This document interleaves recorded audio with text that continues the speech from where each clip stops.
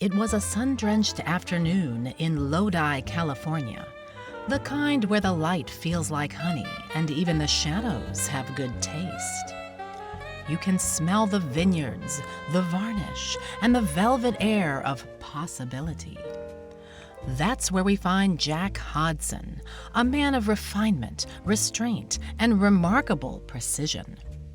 To the untrained eye, Jack is a card designer.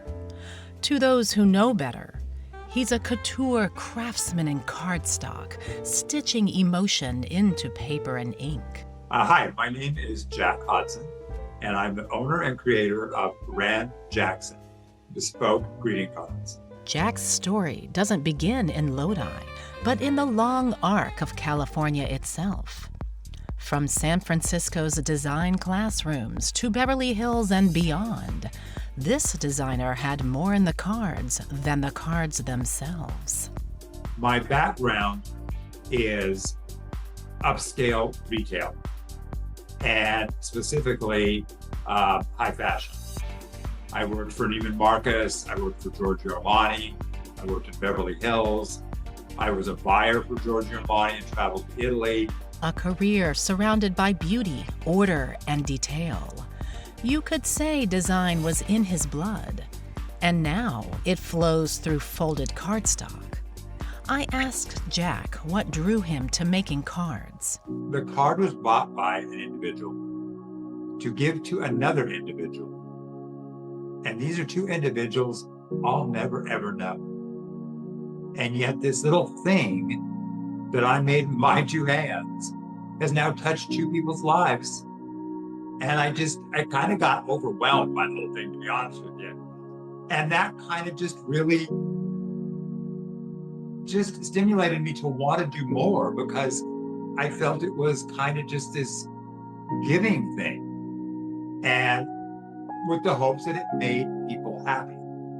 Jack's heartfelt desire to create connection was clear.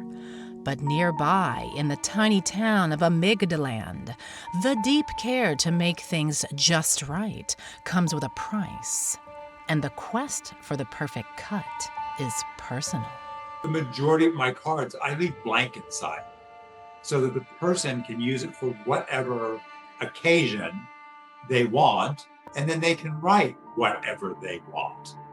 Blank inside, a beautiful design choice. But perhaps the cards were telling the tale. On the outside, Jack's modern, clean, elegant style was evident. But what about the inside? Was there more than meets the eye? This is the case of the couture one-eyed Jack. If you really ever were to take the time and look at my cards and look at everything I write about them, you'll see that there's a real connection up to the fashion business. Like I label things pre-fall and pre-spring and that type of thing. And so I will do cards no more than say 4 to 6 of a particular style, but I do like doing maybe say 1 or 2 and kind of having that be like almost like a couture piece. But just like every fashion designer, they then branch out and they have ready to wear, and they have all the glasses and all the stuff that are extra lines, but somebody else produces them and does them. They're licensing. So that's, I guess, kind of what I have in my head of how I would like to do this, because that's my background and that's what I know. I get a lot of very positive feedback from social media, but I still question whether I'm good enough, whether I've got that imposter syndrome, like I'm getting all this from somebody else and it's not all really me. Self-doubt, perfectionism, a quiet fear despite years of couture design experience. Classic fingerprints of a creative crime. So tell me, what do you really want? I want this to take off. I want it to be successful. It is something I feel that I should be doing to take the business to the next level. I don't want to, though, ever get away from doing the handmade part. So I would like to say I had a backer or had somebody who would produce these cards for me in mass, but I still have the ability then to have my own collection of the handmade. Jack wanted to expand, but there was only one Jack. A single craftsman in a world obsessed with mass production, a designer torn between couture and commerce. So we kind of have this fork here, and it doesn't mean that we have to go one direction or the other. We could choose to do both, right? Well, I'm a Gemini, so I could, kind of. But there's something keeping you stuck in that place. Something saying, no, you can't. There's only one Jack. You can't do it that way. Correct. Agree 100%. So you'd like to remain in your individualistic, couture, high-level, high-touch part of this business, and also go more into mass production, using your designs, but then also licensing those and perhaps getting into a more mass market situation, correct? That's absolutely correct. You've got me figured out perfectly. Thanks to the factor analysis research of positive intelligence, we knew that Jack's mind crime was coming from one or more of 9 saboteurs. We were going to discover which saboteur was holding the cards. Someone was saying that Jack had to make a choice when what he really wanted was to play more than one hand. Who was telling Jack that he couldn't scale, or that he couldn't have both? It was time to investigate. The usual suspects were rounded up for questioning. First in the lineup, Ken. Known as the pleaser, Ken likes to keep everything nice, making sure everyone else is happy and taken care of, often at their own expense. Ken gives and gives, assuming others will give in return, and potentially becoming resentful if that isn't the case.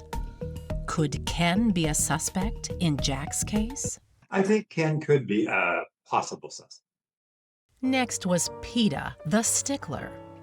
Always trying to make sure everything is exactly perfect, Peta gets agitated or anxious if something's not going to be right. If she doesn't think it's possible Jack can do both, correctly, the right way, perfectly, then she might be trying to say, no, you can't do that. Was Peta holding Jack back?